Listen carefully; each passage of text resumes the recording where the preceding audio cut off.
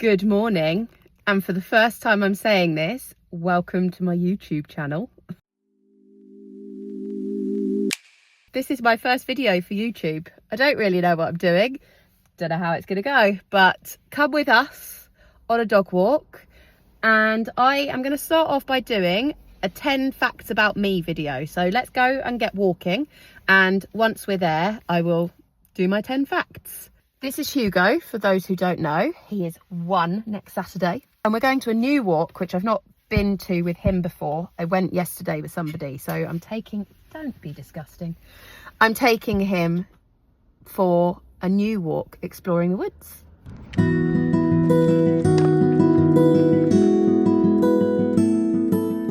Okay, so just before we start with the 10 facts about me, let's do the thing, get the formalities out the way. If you have come across my video, thank you, welcome. Please give it a like, please click the subscribe button, and any tips and tricks for YouTubing, please drop it in the comments.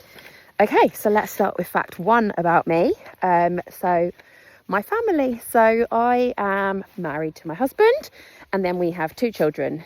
The eldest, Harrison, is 3.5, and Phoebe is coming up for 2. So I did 2 under 2. It was exhausting and still feel like it was a bit of a blur. And then we've got Hugo, the dog, who is a year next week.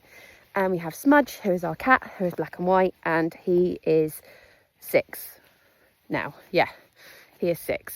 So that's the first fact about me, is my family, my immediate family. Fact number 2, let's go to my immediate family. So we live across the road from my in-laws, and this fact always surprises people. They're like, oh, how do you feel about that? It was my idea. Harrison was about 3 months old, was scrolling Rightmove during a night feed and found the property, sent it to our family chat, being like, oh, wouldn't it be funny if we moved here? Ended up viewing it the next day, and the rest is history. So yeah, I live opposite my in-laws. Very handy for childcare, but also means that my kids are growing up with such a close relationship with their grandparents, and that is awesome. I grew up very close with my grandmother, so it's really nice for them to have that relationship. My parents, you've got my dad and my stepmum, they live in Portugal. I used to go over like half a dozen times a year back in my single life, but these days we get over about once a year because there's no such thing as cheap flights anymore. And when there's 4 of us, plus suitcases, plus car hire, which we would now have to do, now there's 4 of us, it's very expensive. So that is my next set of family. Fact number 3. So my 2 passions in life are animals and reading. Animals have always been a huge thing for me since I was a little girl, and I grew up watching Animal Hospital and Pet Rescue back in the 90s. That was my childhood thing, and I wanted to grow up to be a vet, but just never really worked out that way. But I did then end up working in the veterinary world. So I worked for a veterinary diagnostic company, so selling blood machines and lab testing and stuff into practice. And I worked there for 10 years before having children, and I absolutely loved it. It was as close to working in practice as I kind of felt I was going to get, earning great money, but getting to cuddle all the animals. And yeah, it was an awesome job. I absolutely loved it. And I learned so much as well about different testing and diseases and stuff. It was a very good job.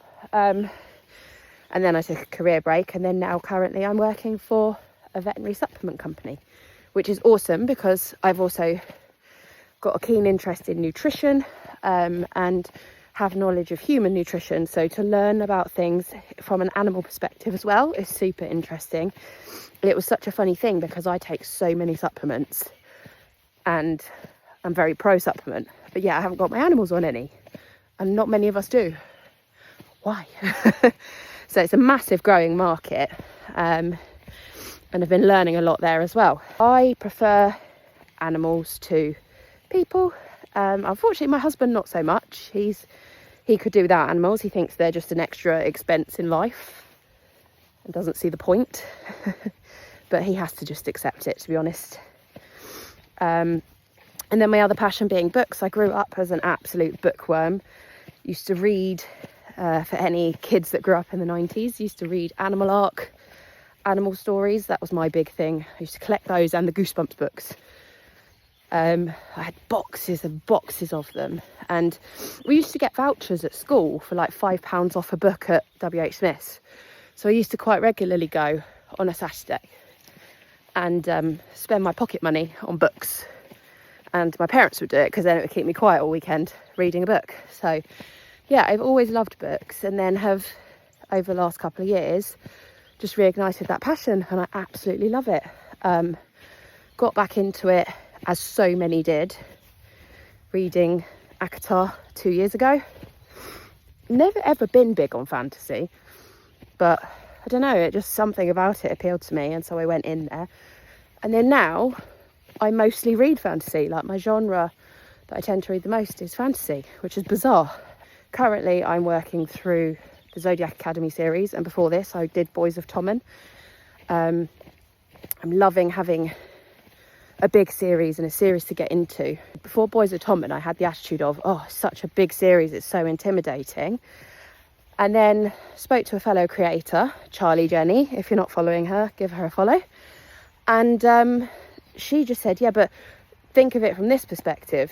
If you've got a big universe, you get to enjoy those characters and spend time with those characters for longer. So do you know what, you're actually right. Like, how many times do you read a series and then you get to the end and you're sad that you finished it, and then you go into a reading slump? So at least with a big series you get to enjoy those characters for longer. So that is now changed my perspective on series. Don't know what I'm going to do when I finish Zodiac. I'm on book 6 at the moment. I've got quite a few standalones that I want to read before the end of the year, like the latest Elsie Silver. I want to read Quicksilver, but I'm thinking of waiting until the next one's out so that I can read them together. And I really want to do a Powerless reread. Powerless is one of my favourite trilogies I've ever read. It was awesome. But I haven't read the 2 novellas. I've got them, but I haven't read them. So I want to read it again now that the series is complete, and read them in the correct order. So I'm thinking I might do a read along for that. Fact number 4, I am very much a believer of you are in charge of your own destiny. And if you're unhappy with your life, only you can do something to change that. So if you are living in a situation and you are unhappy and miserable, and are outwardly unhappy and miserable, do something about it. I don't think, there's not many things in life that can't be undone. If you're unhappy in your job, find a new one. If you don't like that, find another one. So I just think, like, we only get one life, and life can be short. So do what makes you happy. Fact number 5, I have a condition called Ehler Danlos Syndrome. It's something that not many people have heard of, but there's definitely a lot more awareness of it these days on social media. Hang on. Let's go. Sit. Here we go. Right, I have Ehler Danlos Syndrome. So it started off that I am hypermobile. Hypermobile means double jointed, effectively. Like, my joints bend beyond what is normal. I quite often, they lock without me realising. Had lived with that discomfort, had dislocated my knee quite a few times, and then it went from there. I got that diagnosis officially earlier this year, because it is such a struggle to get a diagnosis because it's not something that can be tested for. But Ehler Danlos Syndrome is a connective tissue disorder. It affects your whole body, causes chronic pain, chronic fatigue. Obviously just showing you what it does with my joints, but I get a lot of joint pain. My body produces faulty collagen as a result of this condition as well. So I do take collagen, but there is no conclusive evidence at this point as to whether that will counteract it or not. So yeah, there are many types. There's kind of no known as to what the future holds. It can progress. You can end up wheelchair bound, who knows. Keeping moving is the best thing. I find with my job, if I'm having a day where I'm like on really long drives in the car, that can really impact it. So yeah, keeping active is the best thing. So going for dog walks and stuff has been brilliant, and has definitely helped. But as we're now coming into the winter and the cold weather, then that also causes problems. So I can get to a point where I can go for a walk in January when it's cold and I can barely walk for the rest of the day and have to like bum shuffle up the stairs. I've completely forgotten what number we're at. I think we're at number 6. Fact number 6, I have lost 5 stone, mainly following the one-to-one diet, and I am a weight loss consultant for them as well, but I wasn't at the time of losing it. Basically, my son was IVF, the IVF meds, change of lifestyle, unhealthy eating during night feeds and stuff. I got to a very heavy, unhealthy weight, and so decided to do something about it. I lost the first 2 stone on my own, then went on to the one-to-one diet and lost the following 3 stone. So I now weigh a stone and a bit less than when I met my husband.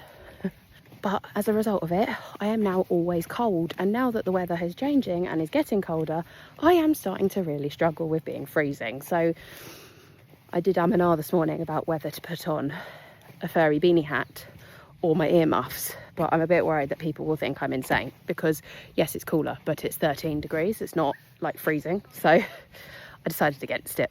Fact number 7 about me. So goals for the next 5 years. I would like us to buy our own house, have nice cars and raise our kids. Just a nice, quiet, simple life. Parents divorced when I was very young. I had a very turbulent relationship with my mum before I cut her off, and I just am very aware I want my kids to grow up in a secure family with both parents, never questioning if they're loved, and making memories. I never did anything during the summer holidays, and being an only child, I was just sort of left to entertain myself a lot. So I think that having a sibling was something I was always very aware of. I wanted for my kids, but also want to make sure that they make memories and we go places and stuff. Unfortunately, that always costs money, but hopefully that's something that we can do. And just have real family values. Because I had a turbulent upbringing, split parents and all that, it's something that I treasure massively. And I'm very close with his family. We were doing weekly family meals, but we kind of stopped that because life got busy. So it's something that we need to work on doing again. Fact number 8, I am an ectopic pregnancy survivor and IVF mum. I had an ectopic pregnancy on the first day of the UK lockdown back in 2020. We'd had a loss the cycle before, and so with this cycle I was quite anxious, booked a private scan at one of those private scan places for 6 weeks, and then they referred me. They didn't tell me at the time what it was. They said they couldn't see anything, but they'd obviously spotted the ectopic and hence the referral. Ended up going in on the following Monday and then having surgery on the Tuesday. So that was all quite shocking and scary. As a result of it, I do now very much support and promote where possible the Ectopic Pregnancy Trust. And as a result of that, tried to conceive naturally again until the end of that year, and it just wasn't happening. And so we decided to go via IVF and going down the private route. And that's how we ended up with Harrison. It took 2 transfers. First transfer was a fresh transfer, didn't take. Second transfer, we actually had a second cycle which we cancelled because I had my dog put to sleep and I just wasn't in the headspace. Third was we did a double transfer, so we transferred 2 embryos at once because although they say it doesn't increase your chances, I don't see how it can't. So we transferred 2. Found out we were pregnant. Please let it only be 1, and thank goodness it was. And in hindsight now, even more thank goodness, because Harrison is, we believe, on the spectrum. We are currently fighting the system for that at the moment, and so to have had twins would have been absolutely crazy. Thank goodness at the moment we have Harrison, who is completely crazy and chaos, and Phoebe, who's actually quite calm considering, although that is changing as she's approaching 2. But it's she could quite happily sort of play on her own and keep herself entertained and stuff. So I do say she's like the calm amongst the chaos. Right, we've got 2 more to go. I know, I'm struggling to think, so this is going to be number 9. Number 9, I love to sing. I love karaoke. I've never done anything professional, but I do love singing. I think I'm quite good at it. No, I'm not going to do any now because I'm out of breath and I'm on a walk, and the woodland does not need to hear me sing. But I like singing. I sing Amy Winehouse, Adele. My karaoke song of choice will always be I Love Rock and Roll by Joan Jett, not the Britney version. We'll always sing along to the radio, singing along to the Tony's box. Harrison's always telling me to stop singing because he's very much like his dad and doesn't particularly like music. Oh, final fact about me, I've got it. My guilty pleasure, if you can call it that, but I'm not guilty. You will like the play on words with that though. I love and am obsessed with Blue, the boy band. I have been since their Guilty album, which was their 3rd album, so it wasn't even from the very beginning. But I used to skive off of college and get the train up to London, stand outside MTV Studios with all the groupies, and that's the wrong word because we were children, but you know what I mean. And used to get photos with them all and stuff like that, and I absolutely loved it. I didn't get to see them live until 2022. I was supposed to see them back then, but the day I was supposed to go, so the original dates that I had tickets for got cancelled. It then got rebooked and I couldn't go because I was on holiday, so I sold the tickets to my friend, and that gig was on July 7th, the day of the London bombings. So weird, because it's one of those things, wow, if the stars had aligned differently, I could have been going to see Blue that day, could have been on trains, and who knows what, I could have been caught up in the chaos. So it's one of those things. And strangely enough, my parents were supposed to have gone, my mum and my dad were supposed to have gone to Harrods, the day there was a bomb there. So yeah, weird. And I think my dad supposed to go on a plane that crashed at some point as well. I can't remember what one it was, but yeah, we're a family of real lucky escapes. So yeah, I got to finally see them live in 2022, and have supported the boys as a group, and on his own, mostly Anthony Costa. I am an Anthony Costa fan, friendly with him, he's lovely. Exchange Instagram messages with him every once in a while, but that is my guilty pleasure. And I got trolled for it, so there is a Tattle Life page set up in my name, and one of the things on it is, oh, now she's claiming she's friends with Anthony Costa. That's not a flex, Kelly. I know it's not, right?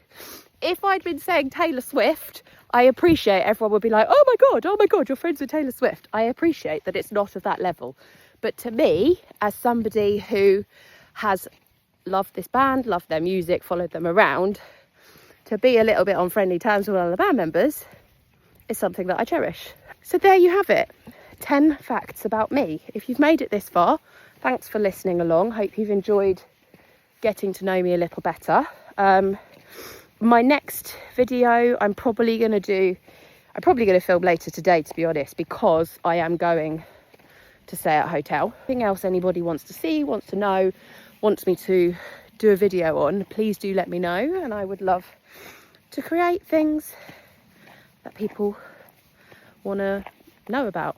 That is me signing off. He's off. See you later.